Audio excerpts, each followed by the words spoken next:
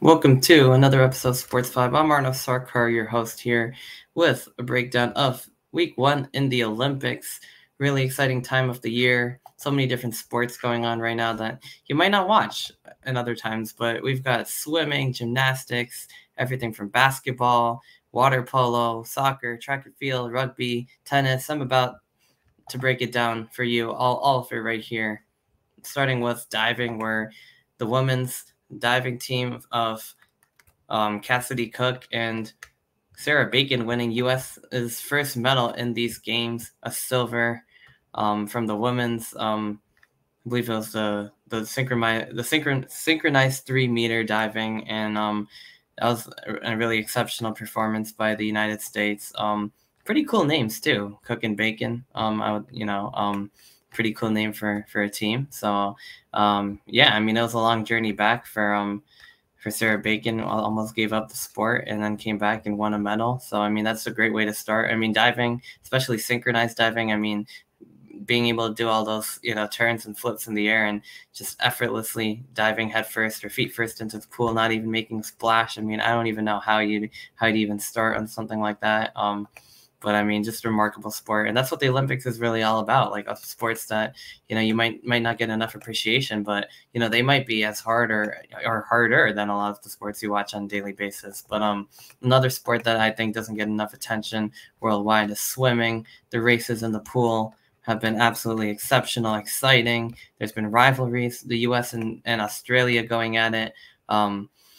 Australia with the lead in total in gold medals right now, 7-6, but that's very close. The U.S. with the most medals in swimming and in the Olympics in general, a 25-16 lead over Australia in the pool, one behind on gold, with Australia with 6-7. Overall, the U.S.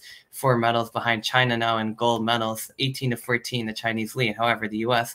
with 64 total medals, and a lot of team sports like basketball where they can catch up. Track and field, the U.S. should be pretty dominant on that. That's still underway. But I mean, yeah, we'll have to see how this goes down. But right now the U.S. with 14 golds, 25 silvers, 25 bronzes, and 64 Olympic medals already, with still like a week to go. But diving into some of the records and big events in the pool, Pan Zanli setting the world record in the men's 100 freestyle from China, and the U.S. setting the world record in the mixed 4x100 medley relay. That includes 2 swimmers of each gender in the pool. So definitely really incredible performance there by the United States to win that one, just ahead of China too. But yeah, other than that, I mean, in terms of Olympic records, many of those are set. Gretchen Walsh getting the Olympic record in the semifinal round when the women's 100-meter fly. I believe Tori Husk edged her out there to win the gold. In the final, Australia with winning the women's 4x100 free relay freestyle. Leanne Marchand's been a breakout athlete in these games. The home French swimmer, setting world records ahead of Michael Phelps in the 400 IM, the 200 IM. I mean, absolutely dominant in different strokes too. I mean, 200 breaststroke, setting the Olympic record there.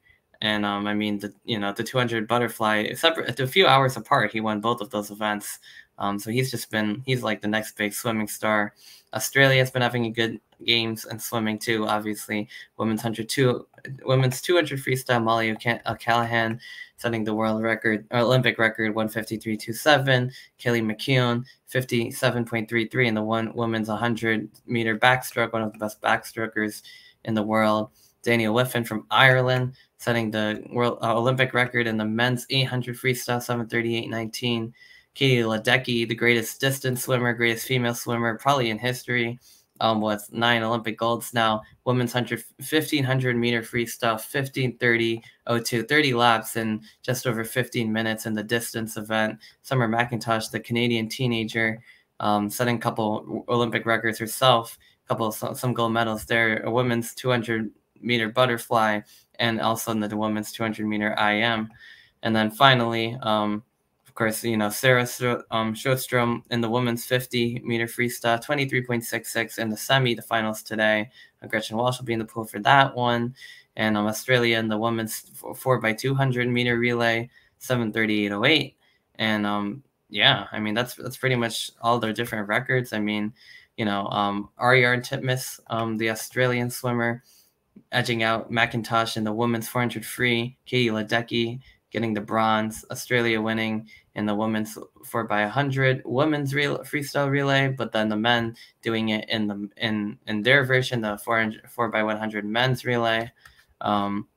Relays are always really exciting. And then, of course, Marchand dominated, Husk edging out her teammate Gretchen Walsh in the women's 100-meter fly. Like I said, McIntosh winning in the women's 400 IM over Katie Grimes and Emma Wyant. Pavlovici from Romania winning in the 200-meter freestyle. Tatiana Smith winning in the 100-meter breaststroke, one of the best breaststrokers in the world. And then Sarah Strohstrom edging out Tori Husk in the women's 100-meter free. Marchand back in the pool winning and setting Olympic records in butterfly and breaststroke for the men, while Katie Ledecky winning the 1500, one of the biggest events in the Olympics. And then Pan Zanli from China, a world record in the 100-meter freestyle. McIntosh setting the Olympic record in the 200-meter butterfly over Regan Smith. And then Kate Douglas for the U.S. winning gold in the women's 200-meter breaststroke, while Australia setting the Olympic record in the women's 4x200 freestyle relay race. And then shifting over to Australia winning the 50-meter freestyle sprint across the pool, Cameron McAvoy from Australia, while Kaylee McCown winning the gold in the women's 200-meter backstroke. And of course, Leanne Marchand back in the pool to win the 200-meter IM. I believe he set the world record over Michael Phelps in either the 200 or 400 IM. And then just yesterday, Summer McIntosh winning the 200-meter IM on the women's side ahead of Kate Douglas from the United States and Kaylee McCown from Australia. Katie Ledecky winning a really exciting distance race against her longtime rival Ariarne Titmus from Australia. Paige Madden nearly closing the gap in third place for the United States, and Ledecky letting Madden stand at the top of the podium in a nice gesture to her teammate. In the mixed 4x100 medley, the U.S. able to edge out China and Australia, setting the world record with their pace as well. So it was a great, interesting event because they could put the swimmers in any order in any stroke, male, female is the way most teams decide to do it. But yeah, I mean, swimming has just been like really exceptional at these games, and I believe today the 50 freestyle is going to be going on. So some more Olympic swimming events as well. So I mean, yeah, women's 50-meter freestyle featuring Gretchen Walsh, men's 1500 meter freestyle, so kind of doing the opposite with Bobby Fink, and those will start 12:30, 12:37, definitely by the time I upload this. The men's 4x100 medley relay, and the women's 4x100 medley relay, meaning each swimmer does a different stroke, also today. So those will be really interesting as well. And then I guess shifting over now to gymnastics. It's been the Simone Biles show. 3 years after pulling out, with the twisties, able to come back mentally stronger. On the men's side, Japan taking the gold in the men's team final, China the silver, US the bronze. On the women's side, the United States winning gold ahead of Italy, Brazil with the bronze there. And then in the men's all-around final for individual, Japan with Oka Shinosuke winning the gold, China with the silver-bronze duo Zhang Boheng and Zhao Ritang. While on the women's side, Simone Biles winning the all-around final with Brazil's Rebecca Andrade, often considered to be the second best gymnast in the world behind, of course, Simone Biles winning silver. Suni Lee, another star for the United States, winning the bronze medal there. So then in floor exercise, the Filipino Carlos Adriel Yulo winning for the men, Simone Biles winning in the vault, Rebecca Andrade the silver, and U.S. teammate Jake Carey winning her bronze medal. And artistic gymnastics is another event where the U.S. has Steven Nedorosek, pommel horse specialist, and everyone gets excited when that happens. He wears the glasses. Finishing in bronze, Ireland's Reese McClenaghan with gold, Narian Kurbanov out of Kazakhstan, the silver, and Steven Nezarazic, the pommel horse specialist, winning the bronze medal there. And finally, in rings, men's rings, Liu Yang and winning gold, Zhu Jingwan, silver, both Chinese, and Ilifetrios Petronias, the bronze out of Greece, the first country to ever host the Olympics. And on the women's side, Kelia Nimor out of Algeria, the gold, Q Yan, the silver, and Suni Lee, the bronze on the bars. And finally, on the men's side, Yulo again from the Philippines with the gold, Artur Davatian the silver, and Harry Hepworth out of Great Britain the bronze medal. Gymnastics, obviously, really exciting, talented sport. You got gymnasts flipping, turning, tumbling. I mean, doing this on a balance beam, on a vault. I mean, some of the hardest, skill set. I mean, these, flying through the air. I mean, it's just incredible what they do. I try to watch bits and pieces. Obviously, I'm not too much of the biggest gymnastics fan, but I mean, you have to respect the greatness of Simone Biles and Suni Lee, and the U.S. women's team has been the best in the world for the past at least 4 Olympics, and even going beyond that. I mean, the U.S. Men's team's been competitive. I mean, a bronze medal this year in the team. So I mean, certainly a really exciting sport, and yeah, I mean, I think pretty much, the gymnastics is pretty much done from as far as I could tell, but certainly swimming and gymnastics dominating primetime coverage and, for the first week. And then another sport that I wanted to get into was water polo, another sport in the pool. The U.S. women's team, defending 3-time gold medalist. So, looking to make it 4. Group play still going on. Quarterfinals still have to come out. But, doing a really good job as the U.S. team in prelims, in group stage play. Losing one to Spain, but winning all the other ones. The men's team, a little bit tougher, but they've also been in the tournament. So, water polo has been a cool sport to watch. I'm trying to score goals in the water while swimming. I mean, I've seen handball's been really exciting. It's basically what happens if you play soccer with your hands, and there's like 50 goals a game, and it's great. But yeah, I'm seeing, the French team, looking to, get support from their home team. Water polo has been a fun one. Pretty much all the sports in the pool have been something I've been really interested in. Shifting over to rugby sevens, is a sport that I've really personally gotten interested in the Olympics. The women's team won bronze. The men's team kind of fizzled out, but with France, the home nation, getting their gold medal, their gold medal, edging out Fiji, a rugby power. Rugby is basically similar to American football. If they cross the end zone, they have to touch the ball down physically, but it's worth 5 points. The field goal kick, basically like a try, is worth 2, but it's not as automatic. They kick it from odd angles, but the basic concept is to get it into the end zone, just like football.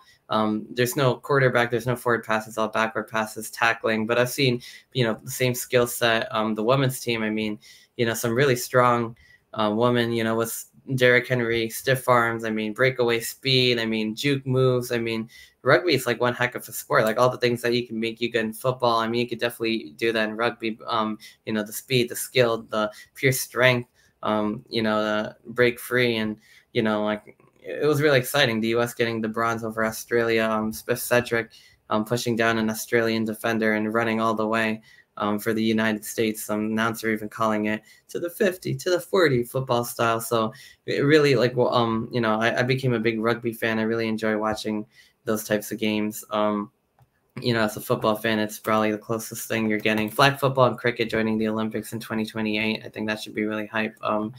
And then, of course, going into basketball, the U.S. men's team has been really dominant. Obviously, you got Steph Curry, you got LeBron James, you've got so many, you've got so many different athletes, some NBA players on the U.S. team, but also, around the world. I mean, but the U.S. team being historically dominant, I mean, they struggle a lot during the exhibition games, and it had me really worried. But since group play started, they've been very dominant. I mean, 3 double-digit wins. Knocking off Serbia, Puerto Rico.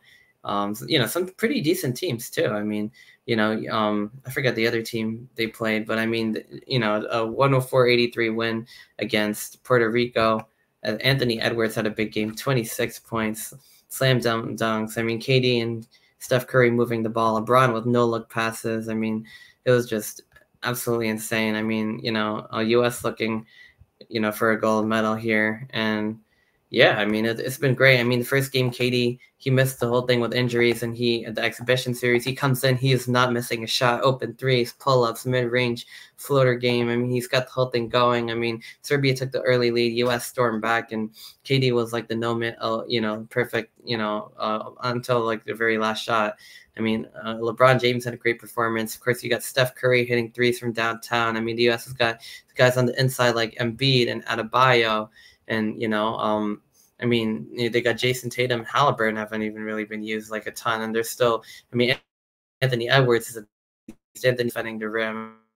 I mean, this team is just absolutely dominant. And it's so cool seeing the players spread being able to work with each other on such a high level and pass the basketball, knowing you got the best shooters, you got the best scorers, you got the best size, you got the best defense, and just really being able to experiment with that kind of a lineup. And you got defensive guys like Drew Holiday and Derek White in the game. You got the best shooters like Steph Curry. You got Kevin Durant, who can knock down a shot from anywhere as well. I mean, you've got like really elite players in every sense of the word, and it's really showing. But I mean, the U.S. isn't, a guaranteed gold medal. I mean, there's a lot of other good teams. I mean, the French team with Victor Wembanyama. I mean, they got Rudy Gobert. They've got, they've got Evan Fournier as a guard. I mean, the quarterfinals already set for for the basketball. I mean, even Puerto Rico. Jose Alvarado played really well. Grand Theft Alvarado getting some steals. I mean, but the U.S. just like really dominant on the women's side of the game, leading Germany 41-29. They haven't lost an Olympic game in like many years, I believe. So they their all-star lineup. You lost one to the all WNBA team, but since then they've been just absolutely great. But Anthony Edwards really started the show yesterday. I guess just to go into the the quarterfinals and for men's basketball. Where is it? I'm just trying to pull that up there. Obviously knocking off Canada, beating Australia. They got Brazil in the quarterfinals. That should be a good game. Brazil's a pretty decent team, but obviously, not quite to the level of the United States. I feel like France is going to be a tough team to beat. Serbia as well. So we'll see what happens. The United States and on the women's side, just a very dominant team. But the men's quarter set, we got on Tuesday 4 games back to back. Germany, Greece, Serbia, Australia, France, Canada, and Brazil and the United States. I feel like the winner of France, Canada, that could be a good match for the U.S. potentially in the semis round. Obviously, France, you got guys like Nick Batum, you got Evan Fournier, you got Rudy Gobert, and of course Victor Wembanyama. You got Frank Ntilikina. You got a lot of NBA talent on that team, and you got a guy like Wembanyama as a game changer. 2 elite centers, some good guards, Nanda DeColo as well. And then Canada, I mean, you got guys like Dwight Powell, Kelly Olynyk, but a lot of NBA, like all-star NBA talent. I mean, you got Jamal Murray, you got Dylan Brooks, you got Lou Dort, Shai Gilgeous-Alexander, Nickeil Alexander-Walker, and Andrew Nemmer, and RJ Barrett. So, I mean, those are probably the U.S.'s biggest threats, but only one's probably going to get through to them because France is going to go against Canada. Serbia, led by Nikola Jokic, the U.S. beat them, but still made the knockout stage there. And Bogdanovic, also a really good player.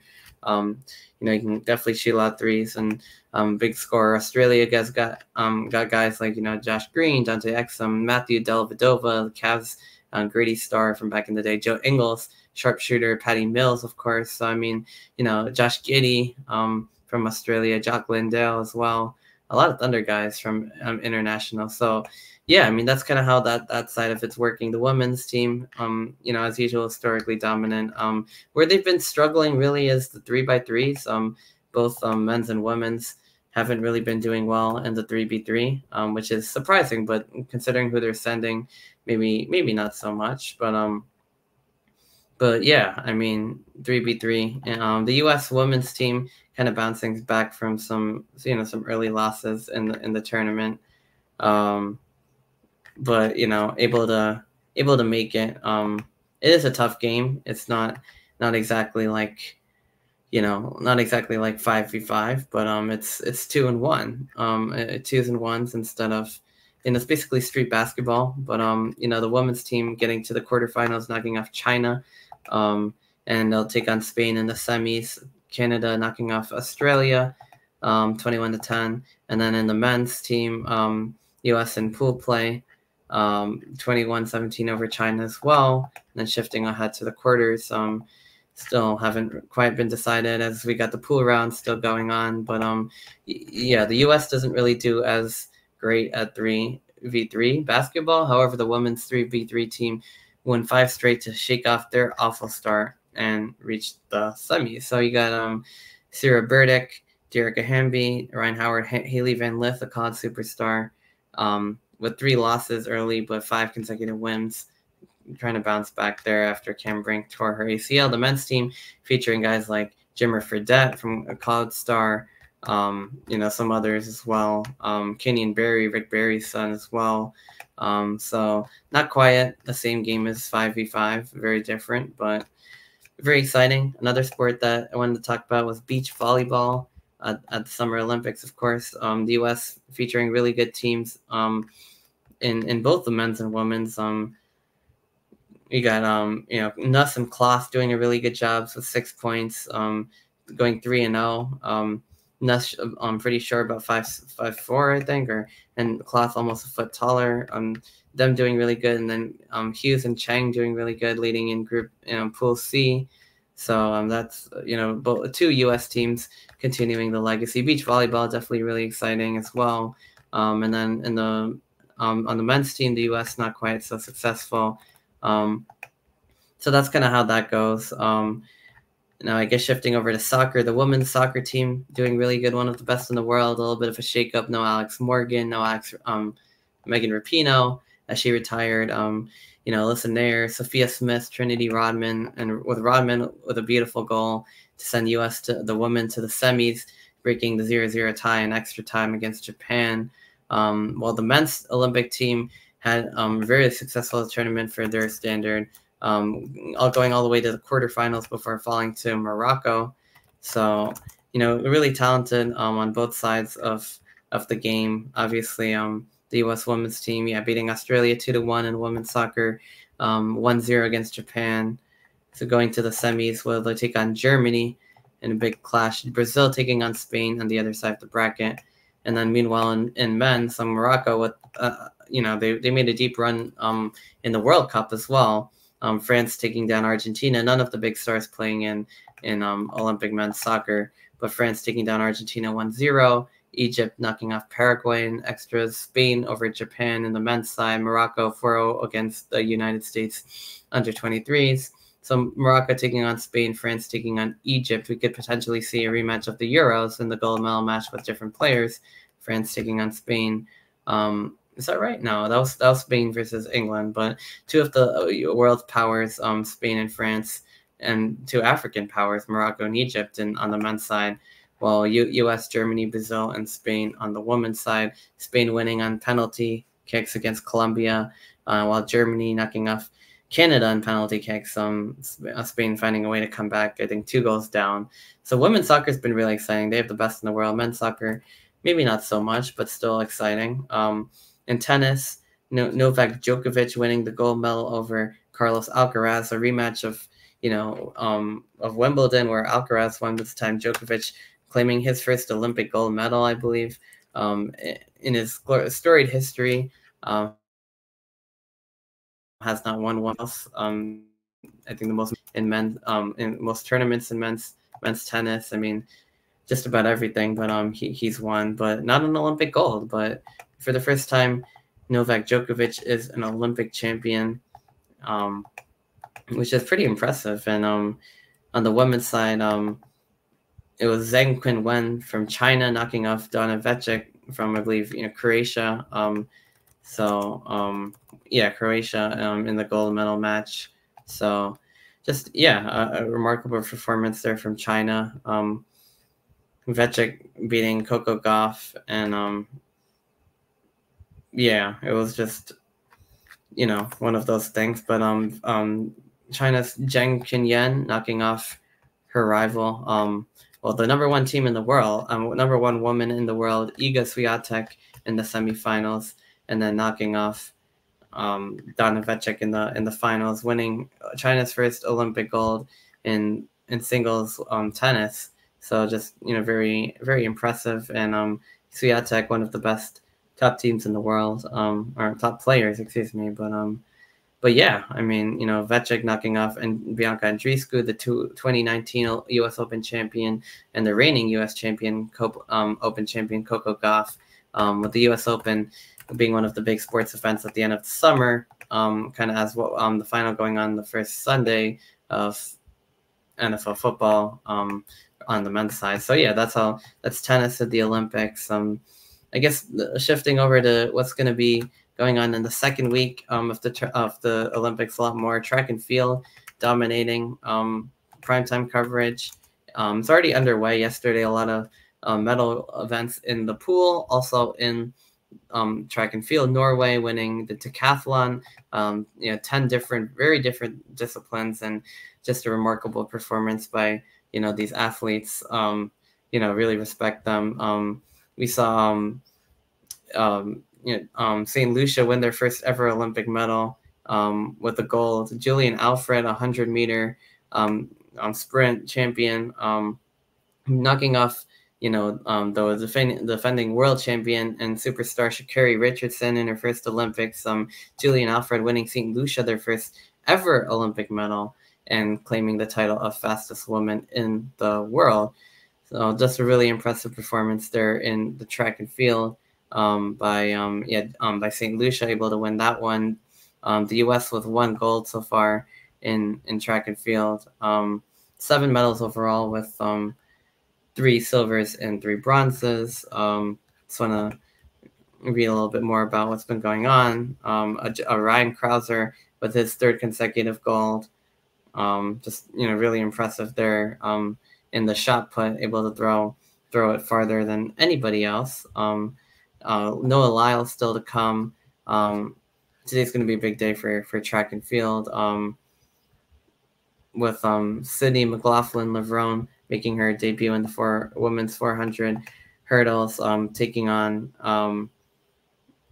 cruising into the semis with her U.S. teammates, and Femke Bol of the Netherlands, the Dutch winning the mixed 4x100 relay, stunning the American favorites, sprinting and passing the U.S. teammates for a comeback victory for the Dutch.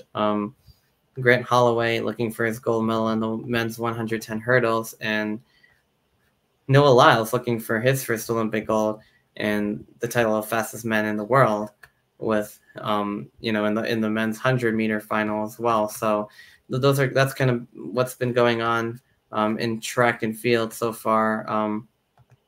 Those are it's a basic gist of it, but so far that's what I'm seeing. A lot more track and a lot more field to go in the second week. I mean, other events. I mean, table tennis is a really fun one. Badminton as well. I mean, China's just been one of the top teams. I mean, India's in the round of 16 as well. Those a lot of really exciting sports. Tennis, table tennis, badminton. We'll see the soccer finals. We'll see the basketball knockout stages and finals. We'll see a lot of track and field. We'll see a lot of the other team sports, volleyball, handball, as their games progress through the last week of the competition. But yeah, in the meantime, this has been another episode of Sports Vibe. Happy to break down week 1 of the Olympics, one of the most exciting times of the year. And I'll be back next week to wrap up the Olympics. I'm Arnav Sarkar, and as always, we will see you next week.